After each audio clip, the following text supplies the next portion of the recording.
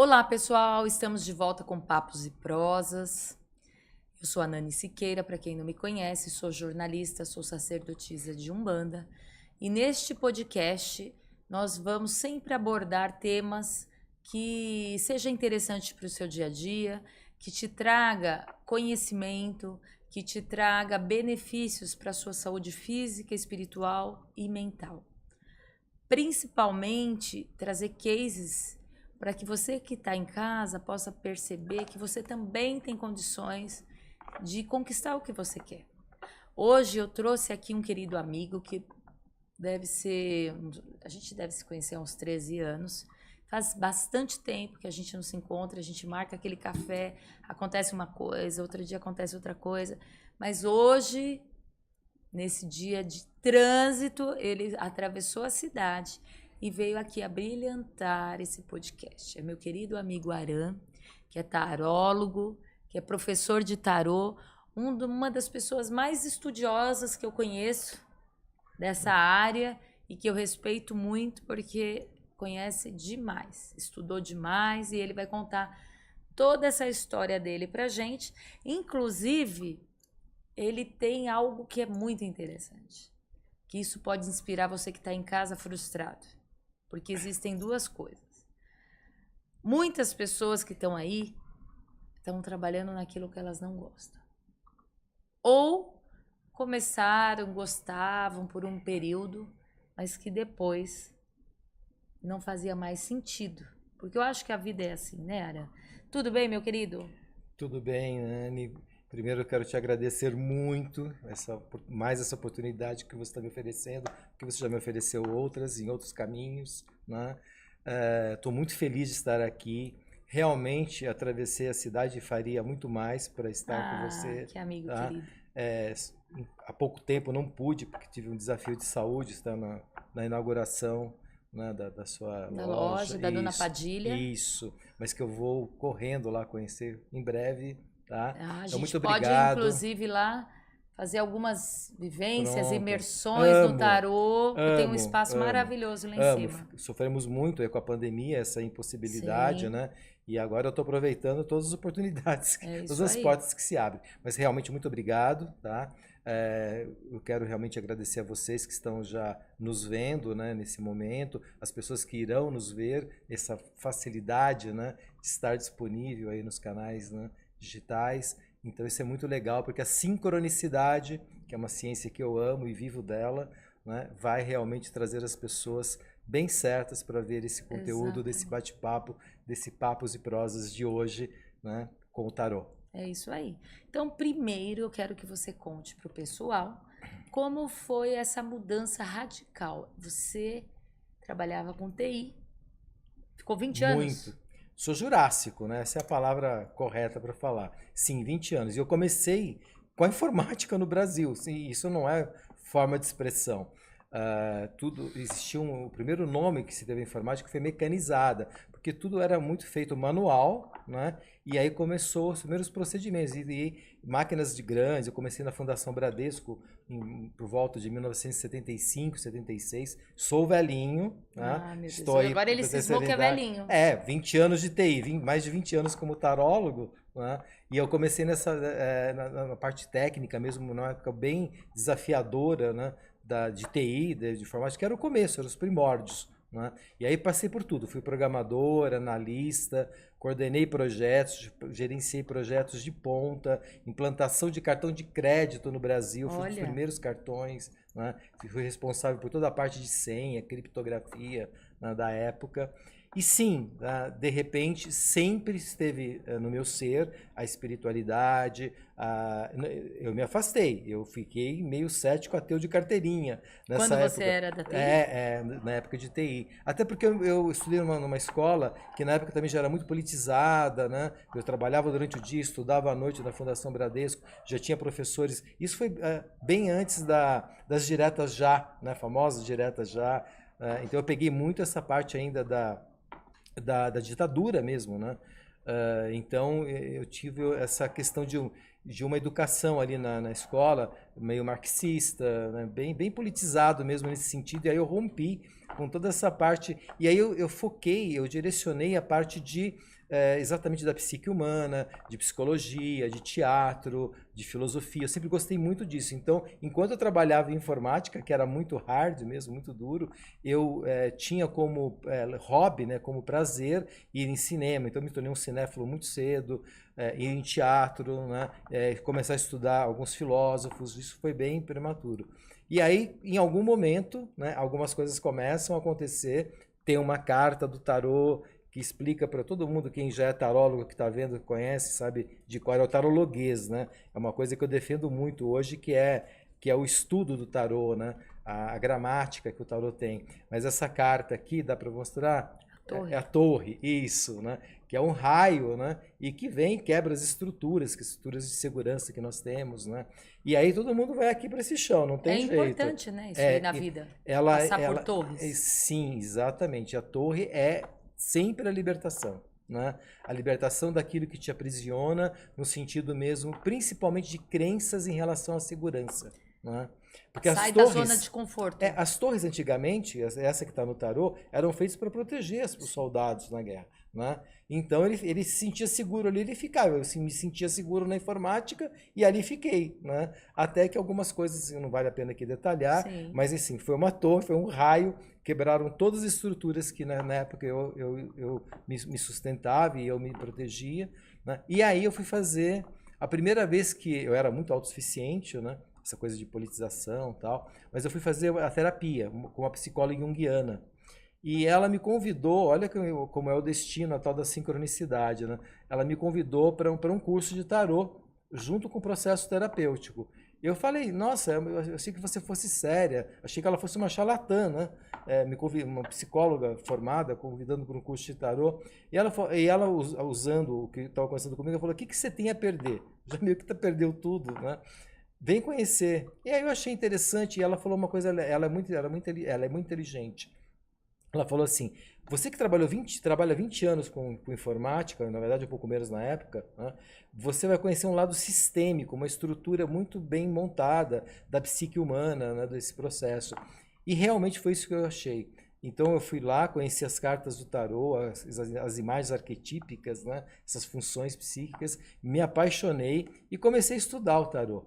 E depois de um tempo ele me arrebatou, é um arrebatamento mesmo para quem está ouvindo, né? E aí fiquei 2, 3 anos dividindo a informática com tarô.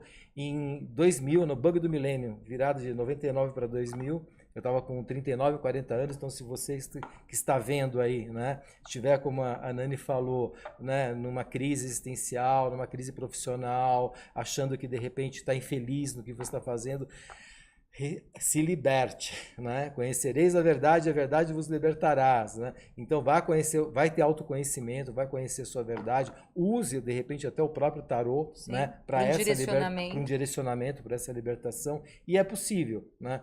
Mal sabia eu que agora eu estou com mais tempo como tarólogo e professor de tarô, eu sempre gostei de ensinar desde o início, né?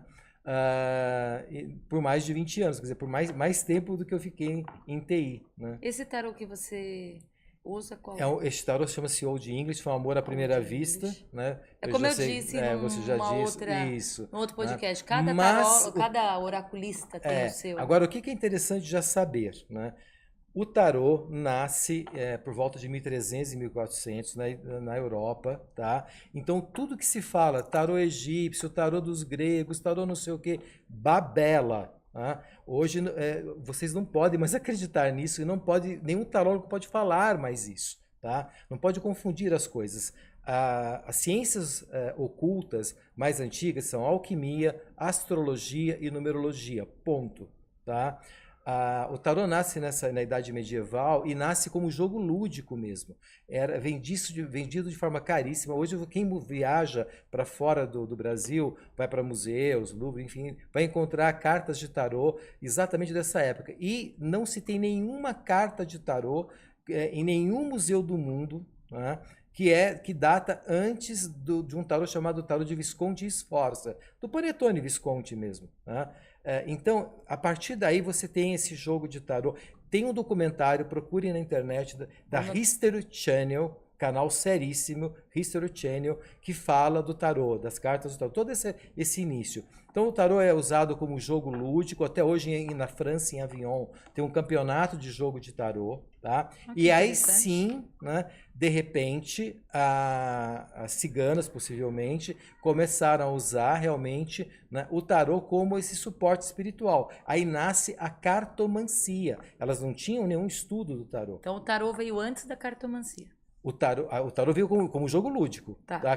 Que nem pôquer, buraco, como canastra, né? Como jogo de tarô. Tá? E ele existe como jogo de tarô. Imagina, na época das caças bruxas, as mulheres eram queimadas, como você falou há pouco tempo. Né? Giordano Bruno foi queimado por discordar de alguns pontos, ou falar de alguns pontos. O tarô era vendido largamente e caríssimo, porque era feito de forma artesanal. Entendeu? Era uma febre na Europa, era taxado com altos impostos, né? Então o tarô virou uma febre, não tinha nenhuma alusão. Eu tenho uma amiga que ela é taróloga e egiptóloga, e ela estuda isso há muito tempo, ela nunca encontrou nenhum símbolo nas pirâmides do Egito, né, que arremetesse a essa carta, a essa estrutura clássica do tarô.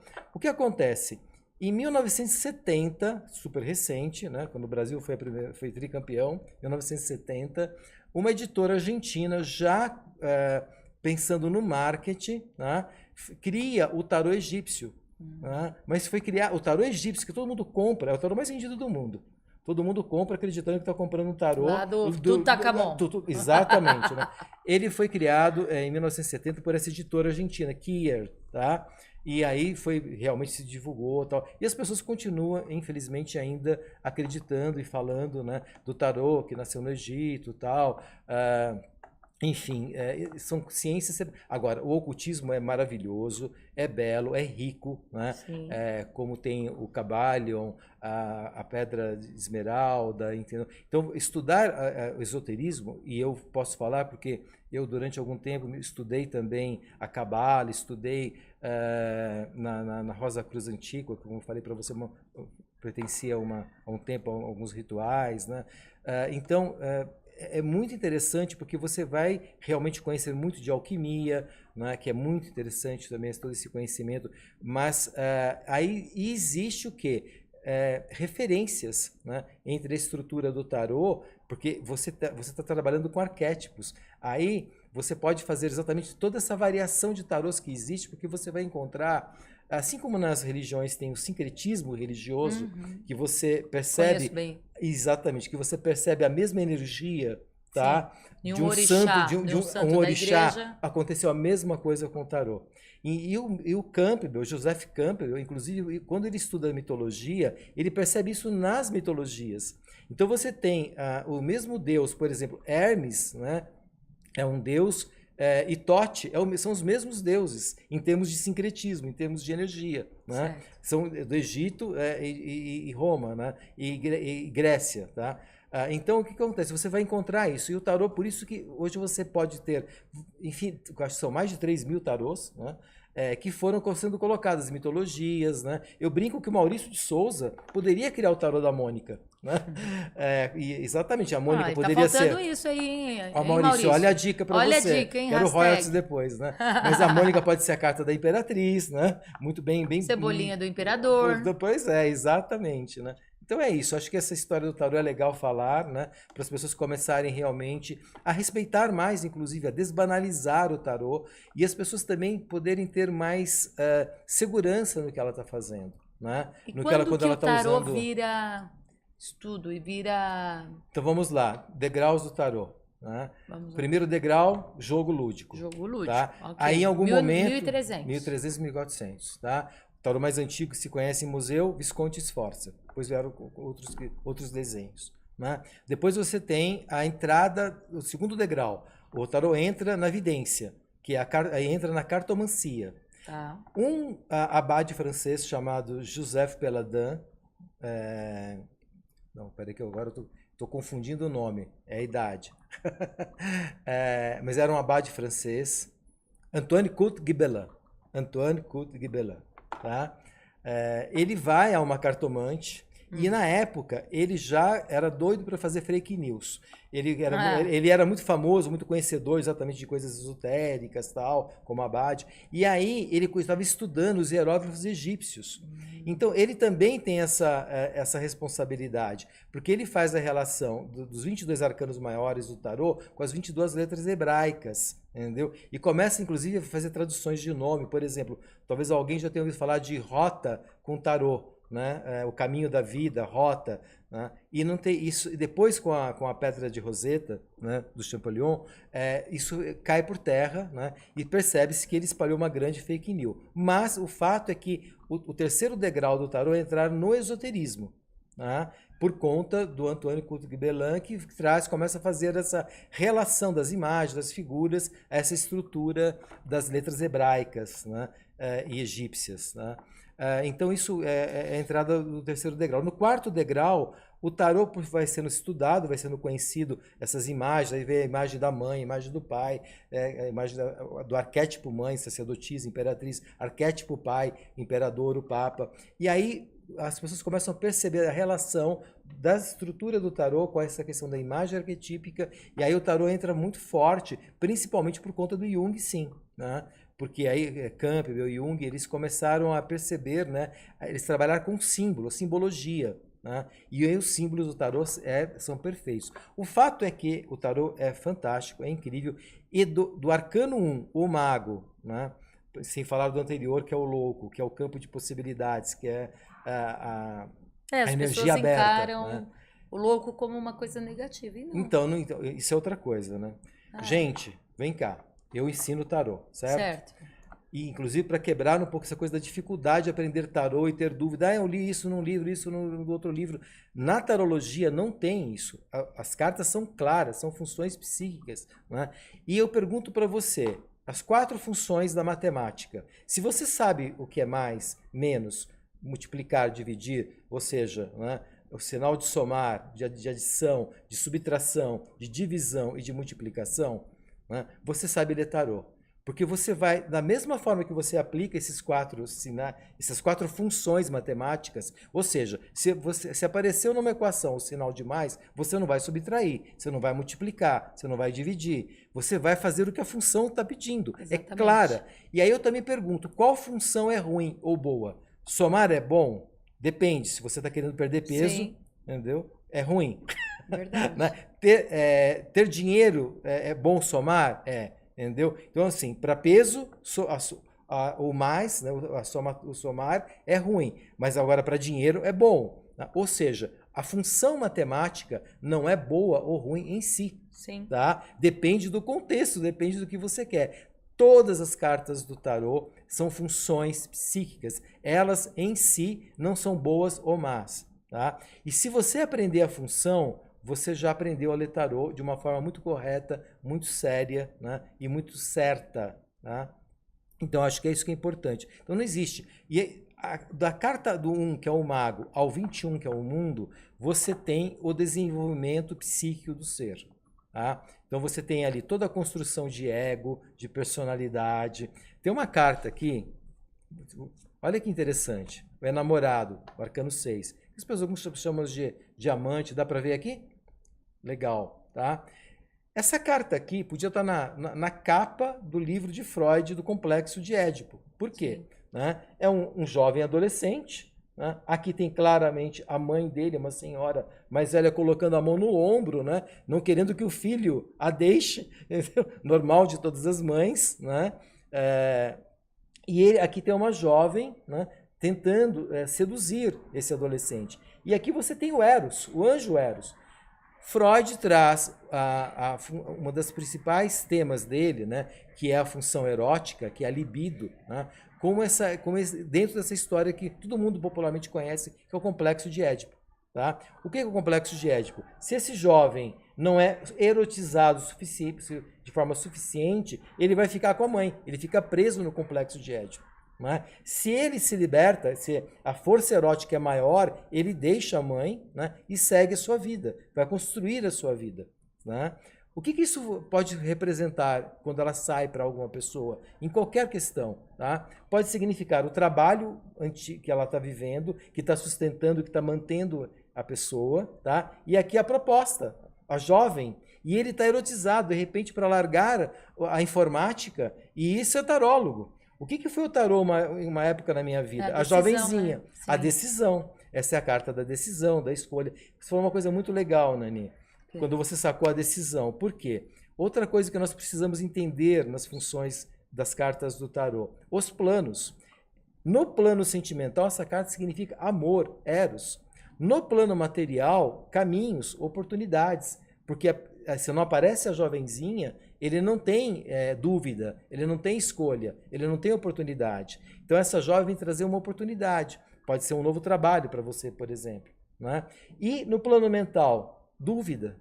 Então, que é o que faz ele tomar a decisão. Né? Então, o que você percebeu? Que em cada plano, material é oportunidade, é oferta, no mental é dúvida, e agora? O que eu faço? Deixo a minha mãe ou sigo o meu erotismo, né? E no sentimental é o amor.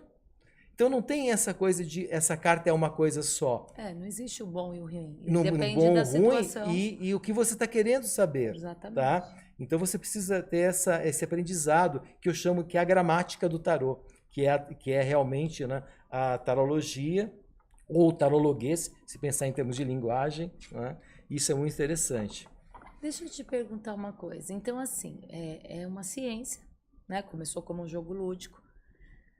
Mas como esse jogo lúdico pode dizer da minha vida, Sim, de algo que eu quero saber, sem estar ligado com algo espiritual? Bom, agora você está fazendo uma outra questão. Né? Assim como eu falei dos planos, o plano material, mental, sentimental, existe o plano espiritual, ponto.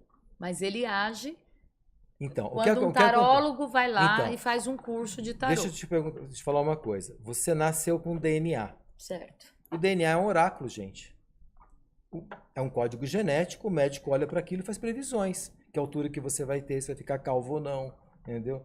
Né? Se você tem uma propensão a desenvolver um desafio de saúde. O que o médico está fazendo quando uma criança nasce? Está mapeando através de um código genético, que é um DNA. Como que ele está fazendo isso? Através de um conhecimento, de uma logia, tá? Né? Desse estudo que ele fez, ok? Agora, e claro que pode existir um médium que tem evidência, que tem os outros canais espirituais, que pode falar a mesma coisa que este médico. São canais diferentes, tá? Agora, o que você me perguntou... Você entendeu? Que deve ser a dúvida de muitas pessoas em casa. Então, o que você me perguntou é o seguinte, né? Eu acho que você está querendo mais entender a questão de livre-arbítrio e destino, né? Onde o plano espiritual, de repente, está atuando aí. Ou não? Repete a sua pergunta. Deixa eu tentar ser bem objetivo na resposta. Então, sua questão com a espiritualidade. É assim, ó. Eu tô com um oráculo que me mapeia uma situação da minha vida. O seu estar, meu estar, né? Neste momento. Isso. Certo? E como esse jogo traz essa definição sem estar ligado a uma questão espiritual, a uma força espiritual ou algo... Você compreendeu? Tentar. Sim. Porque assim, para mim é muito claro o que é ciência, o que é lógico e o que é espiritual, que muitas coisas do espiritual não tem explicação. A maioria das coisas tem explicação. Existe alguma coisa ou outra que acho que a gente ainda não está preparado para saber ou entender como exatamente as coisas acontecem. Mas se eu vou pegar uma carta aqui agora, ó. 2 de espadas. Então, vamos lá. Qual é o significado dessa carta? É confronto. É um obstáculo intransponível. Intransponível? Tá? Intransponível. Ou seja, não vai mudar. Isso é muito legal, porque no tarô você tem obstáculos transponíveis, né? E tem determinações, cartas que são obstáculo intransponível. Ou seja, você não vai... Você pode fazer o trabalho espiritual que for, né? Você pode fazer... Mas a pessoa faz o quê? Se mata? Não, ela vai ter que ter uma coisa que Jesus teve, que nós... Pergunta meio assim, né? Fala, ela como vai que ter que faz? ter uma coisa que Jesus teve, que nós vivemos agora. O quê? Que as pessoas não entendem muitas vezes a grande mitologia, né, que está por trás da Quaresma, da Sexta-feira Santa, independente da religiosidade, da religião, tá? Que é a resignação. Né? Aceitar Então, aquilo que não se pode mudar. exatamente. Isso é de uma sabedoria e de uma espiritualidade absurda. Né? Tem coisas, então, que nós não vamos conseguir E isso mudar. sempre me irritou com alguns esquizotéricos ou espiritualistas, e inclusive algumas religiões aí que ficam vendendo que você pode tudo. Gente, um pouquinho de humildade é bom. Né? Você pode tudo até um ponto que é realmente bem possível você transpor, você ultrapassar alguns limites, mas tudo dentro exatamente de uma determinação, talvez, vamos chamar assim, da espiritualidade. Né? Então é legal, quanto mais autoconhecimento você tem nesse sentido, você faz mais do que você estava fazendo, mas você tem também muita consciência e maturidade dos seus limites, que é muito importante. Tá? No limits, não ter limites, isso é patologia grave. Tá? Né? E é tratado em divã mesmo. Tá? Você precisa reconhecer limites. E aí é muito legal você também entender a diferença, já que você trouxe o Dois de Espadas, e tem um arcano maior que é muito parecido com ele, que é fortíssimo, que mostra exatamente a crucificação. Enforcado. Né? O enforcado. Né? Tá aqui, ó. Essa é uma carta que nos ensina, né? Primeira coisa, a não se conformar. Tá? Por quê? O conformismo não é resignação. O conformismo, você está num trabalho, ganhando pouco, né? Sendo subjugado, você tem competência, né? E você fica ali. Isso é conformismo. Então você tem que ser inconformado. Eu saio essa carta para você no trabalho. Significa que você tem condição de continuar desenvolvendo a sua carreira, não mais naquela empresa, não mais naquele lugar. Se essa carta está ali, está dizendo que ali é impossível. Tá? Mas você não se conforma e você vai para um outro lugar. Agora, o que essa carta, numa casa 12 do mapa tarológico que eu faço, significa que aí não adianta, é resignação. Por exemplo, você não tem condições, não existe outro trabalho. Você trabalha numa cidade, hipotético, ficção, tá? Mas você trabalha numa cidade que só tem uma empresa, né? Pronto, não tem o que fazer. Tá? Ou você trabalha naquela empresa, ou você vai passar fome, né? Então, aí você tem que experimentar a resignação. Exemplo, eu nasci com um DNA, né, que por mais que eu tomasse algum hormônio e tal, eu não ia passar a minha altura de 1,65 m. Ou seja, entendeu? Não tem jeito. Aceita que dói menos. Aceita que dói menos. Né? Entendi. Então, isso não é questão de conformismo, é uma questão de resignação. Então, agora eu vou tentar responder ainda a sua pergunta que eu achei ótima, tá? Que é entender, né, que tudo que acontece no mundo material, mesmo sendo do plano espiritual, não é torcendo o nariz, não é com piscar de olhos, tá? Existe sempre uma estrutura, porque é o respeito aos planos. Deus, quando criou o mundo, quem estuda Cabala sabe disso, você tem Keter, que é o plano espiritual, e você tem Malkuth, que é o plano material. No plano material, nessa matrix, nessa concretude, a lei de Newton existe e acabou. A gravidade existe. Então você não vai sair voando daqui, nem você vai se jogar de um prédio e vai sair voando, tá? Por quê? Porque você está num plano, né, que tem determinadas leis. E é muito sábio, uma pessoa de muito desenvolvimento espiritual irá respeitar essas leis. Então isso faz com que você vai tendo cada vez mais bom senso. Então, tudo que existe no mundo material tem um mecanismo científico por trás. Mesmo as questões espirituais. Sim, você estava falando isso nisso. no outro Acredito programa. Nisso. Não tem como. Por isso que eu falei do DNA. Né? Nós somos seres espirituais passando por uma experiência material. Mas nós temos um organismo altamente tecnológico, tá? Uma tecnologia sofisticadíssima, um DNA incrível que as pessoas cada vez mais decifram e ficam impressionadas. Agora, você acha que Deus precisaria ter criado tudo isso, né, se fosse só um piscar de olhos, só uma questão de magia? Não. Então, toda essa estrutura de inteligência, esse universo autoconsciente, né, existe para que você comece a entender como funciona cada plano. Claro que se você está num plano espiritual, num plano etérico, são outras regras, Sim. são outras leis. Eu tenho um amigo que eu gosto muito, que é um viajante astral de primeira. Você conhece Wagner Borges, Sim. tá? Então, Até convidei ele para vir. Pronto, quando ele está falando, quando o Wagner Borges está falando do mundo astral, é o mundo astral, Sim. tá? No mundo físico, é o mundo físico. Então, isso precisa ser entendido. Entendi. Agora, respondendo a sua pergunta, tá?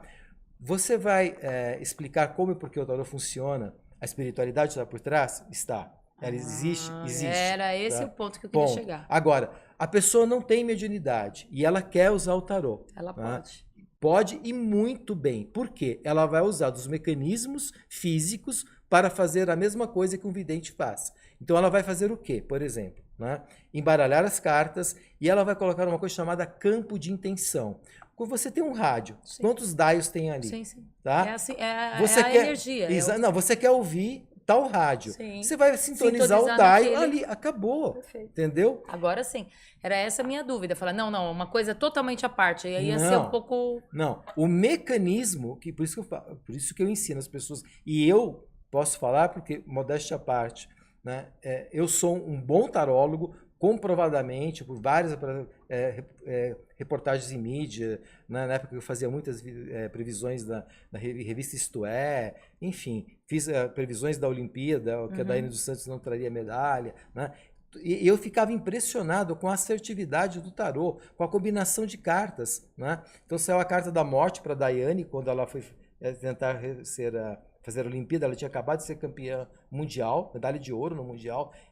Na mesma matéria da Isto É, existe um vidente que fala que ela vai trazer ouro, né? E eu falo que não. E falo por quê? Ela vai fazer uma mudança no salto, a carta da morte, né? Mudança consciente, transformação. com um arcano menor que me dizia que seria um infortúnio. Entendi. Tá? Então eu li de forma perfeita, através do mecanismo da sincronicidade, bem preciso, né? Usando esse mecanismo da sincronicidade, campo de intenção. E, gente, pelo amor de Deus, uma energia que existe no universo, que é uma energia chamada não local, que não é energia física. Por isso que você pode fazer uma leitura de tarô para uma pessoa que está no Japão, em qualquer lugar do mundo, através do seu campo de intenção. Sim. Tá? É isso. Querido, e como que estão os cursos? Porque, olha, a gente tem conversa para mais de muitos... Olha, podemos fazer uma série podcast. Me fala, tem algum curso aí? O pessoal que quer saber sobre você, quer marcar consulta, onde que eles te acham? Eu estou retomando este ano com curso presencial. Estou vendo o local, porque muitos locais que eu fazia fecharam com a pandemia. Sim. Né? Um que eu gostava muito, que era um flat ali na Alameda do Jaú, infelizmente não existe mais. Maxud Plaza não existe mais, né? Um grande hotel tão clássico aqui. Mas tem o curso, você pode já, que é muito bom, é um curso que eu fiz numa live online, né? Gravei, tá? Esse curso já está há 2 anos sendo oferecido para as pessoas que têm esse desejo. Eu dou toda a mentoria, dou todo o suporte durante todo o curso, funciona muito bem esse estudo, né? Para a pessoa também, e ela pode dosar e tudo mais. Então é só entrar lá no meu site, né? Ou no Instagram. É www. Tarô Consciência, tudo junto. Tarô, e tarô em português, T-A-R-O. Consciência, tudo junto. taroconsciência.com.br. E no Instagram, Aran Tarologia. Ai, que bom. Gratidão, amigo. Passa rápido, não passa? Bom, só eu falei, né? Mas tudo bem. Tem muita coisa, não tem problema. É que passa rápido mesmo. Passou mesmo? Passou mesmo. Obrigado pela oportunidade. Mas eu não perco essas oportunidades de falar o que precisa ser falado do tarô. Tá ótimo, o tarô é maravilhoso, o seu trabalho é maravilhoso. Eu sou testemunha disso. Agradeço demais sua presença. Eu que agradeço a oportunidade. Tá? E olha, pessoal, continue aí assistindo Papos e Prosas. Coloca lá quem vocês gostariam de ver por aqui. Me seguem também lá no @loja.donapadilha, que é o meu espaço lá comercial. Lá tem todas as informações. E é isso, meus amores. Muito obrigada. Beijo de luz. Que vocês fiquem sempre iluminados por tudo isso que a gente traz por aqui. Até mais.